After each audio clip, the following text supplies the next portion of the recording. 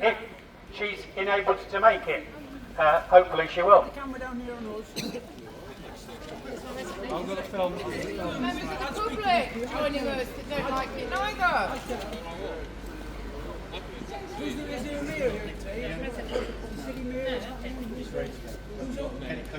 Well, you all look pretty good from here, so thank you for coming out. A protest of one person is not really a protest. So for each of you that's come out on a very cold day, thank you and solidarity. Solidarity to all of you and thank you. So many of you might know that I quit the Labour Party last week in solidarity with all the cuts that are taking place in our city, the 11th most deprived city in England and Wales. The 11th most deprived city out of over 300 cities. We are a poor city and we don't need our public services to be cut any more than they are planning to cut them. I made a resignation statement. I'm going to share that with you. If you want to read it, it's on my Instagram and it's on my Facebook page. Today, I'm resigning from the Labour Party. My loyalty as a public servant is first and foremost to the people. The question that guides me in every decision I make as a counsellor is, will this help or harm my residents? People before party has always been my political compass. That's why back in March I chose to vote against the devastating budget cuts being imposed on Nottingham. I was fully aware beforehand that I would be suspended from the Labour Party as a result. Now the budget for 2025 is being written. It's likely that the cuts in it will be just as damaging to our elderly, families that can't afford another rising council tax, social workers and community leaders. These are more than just numbers on a spreadsheet.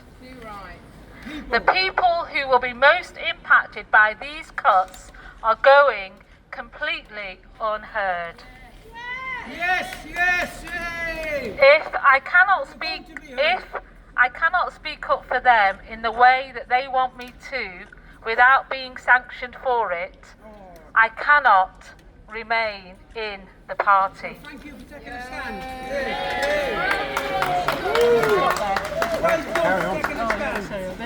There's more. I understand the pressures the council is under, and there are no easy answers. We're lucky to have so many brilliant minds in Nottingham who want to be part of the solution. But the rapid pace of the cuts is getting in the way of real community partnerships. The kind of collaborations we need don't happen overnight. A community centre can be sold overnight, but once gone, it won't come back. I will never be the type of politician who sits quietly by with a heavy heart when essential services I once relied upon are taken away from others.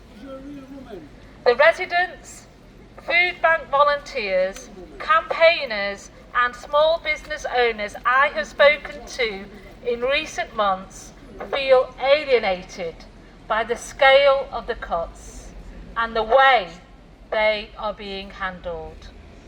People want to see councillors truly stand with them, rejecting the idea that more austerity is the best thing for our people right now and for future generations.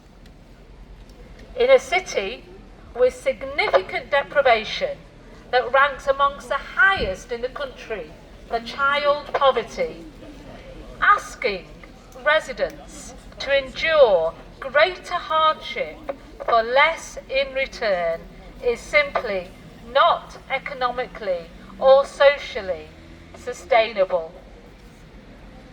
This Labour government's refusal to lift the two-child benefit cap and removing the winter fuel payment for many elderly will only further exacerbate the hardships that residents face.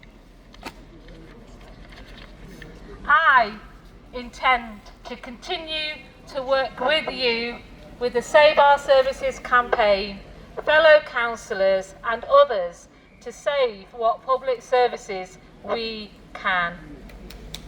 Ultimately, however, what Nottingham needs is a fundamental transformation in how local government is structured and funded. To fight for that, I must be able to speak freely, and I cannot do so in the Labour Party as it stands. Whatever political colours I wear, my love for Nottingham won't change, nor will my commitment to my residents, which remains unwavering. Thank you. Let's hear it for Shuguftah. Thank you, Shuguftah. I don't know if Christina wants to say anything from Unison about the situation in terms of how it's panning out. We know we've already had job cuts already, but given what's going to come in the coming year, unless we are able to reverse this, there'll be worse to come.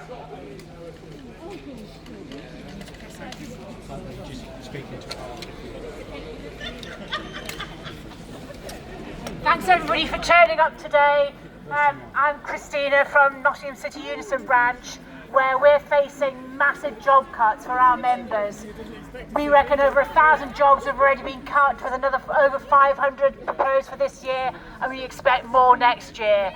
What that means is our workforce who are left behind to try to keep delivering services are on their knees, and the levels of stress and sickness are going through the roof. Today, the council are meeting to discuss the future of community centres and libraries. Absolutely vital public facilities for communities that have very little else available to them in their communities. And what the council is expecting for community centres is that they have to actually not just run them, which they do already, by putting in hours and hours of voluntary work, but actually pay a market rent to provide that service, full repairing lease, which means paying hundreds of thousands of pounds to repair buildings that the council have allowed to go into rack and ruin. It's absolutely disgraceful. Shame on you. These cuts are on top of other cuts that have taken place. They've completely wiped out Welfare Rights Service. They've cut grants to voluntary organisations. There's no more place service. There's no more youth service. We are seeing critical community services absolutely disappear one by one.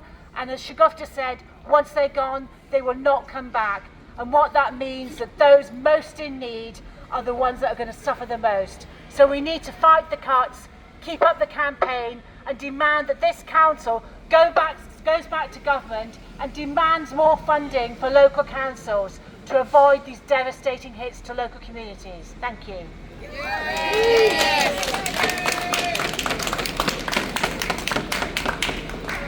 Thanks very much.